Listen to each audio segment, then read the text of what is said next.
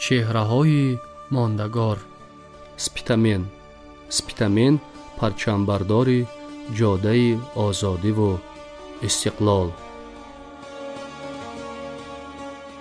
اسکندر مقدونی آواره ضبط استرافشان و فرغانه و ساختن گرنیزام حربی در خوجند بود که سپیتامین مردم محلی را متحد نموده با دسته جنگاوران اردوی لشکری در مراقند بوده دشمن را تارمار میکند و سال 329 پیش از میلاد شهر را به دست می آورد.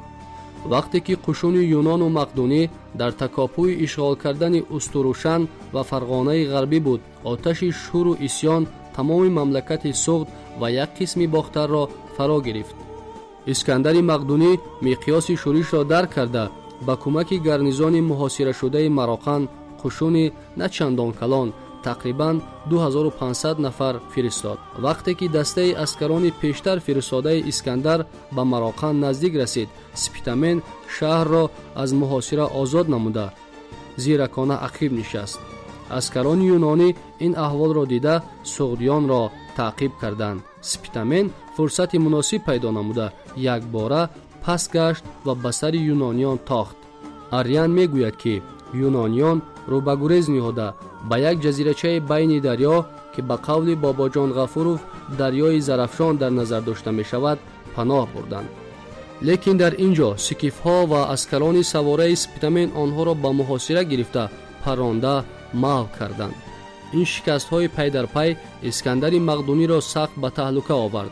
کراپال برخلاف چشم داشت او کناره عالم نبود و پهناهای سرزمین بزرگ از ساحل دیگر یک سرد سیردریا آغاز می یافت که در اختیار سکایی‌های جسور و پرخاشجوی قرار داشت.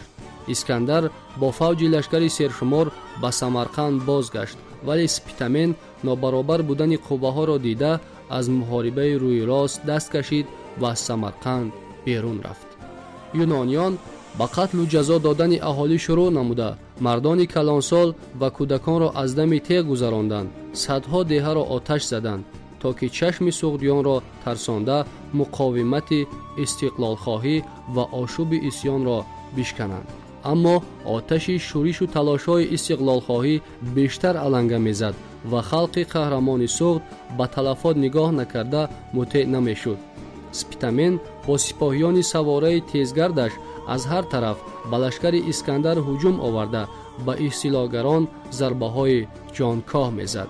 اسکندر مقدونی از مطیع نشدن مردم سغد سخت برآشفته اردوی لشکرش را به 5 گروه تقسیم نمود و امر داد که هر کسی دچار آمده را بیرحمانه قتل نمایند.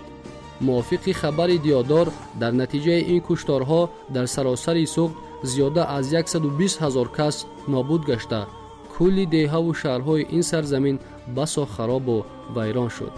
هنگام این خونریزی ها سپیتامین با 600 سرباز سواره به عقبگاه اسکندر مقدونی گذشته مبارزه را در باختر آغاز کرد. او با دسته سربازان به گرنیزان‌های اسکندر مقدونی حمله آورده جنگاوران یونانی را خیر می‌کرد و آنها را به تهلکه می‌آورد. اسکندر ناچار یکی از بهترین لشکرکشان خویش کراتر را بر ضد سپیتامین روان کرد.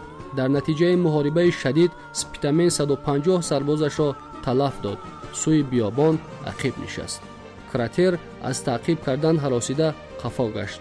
سپیتامین دسته جنگاوران خود را از هیئت آریاییان کوجمنچی پره نموده باز در طول بهار و تابستان سال 328 پیش از میلاد به گرنیزان دشمن ضربه‌های پی در پی می‌زد و یونانیان را آرام نمی‌گذاشت.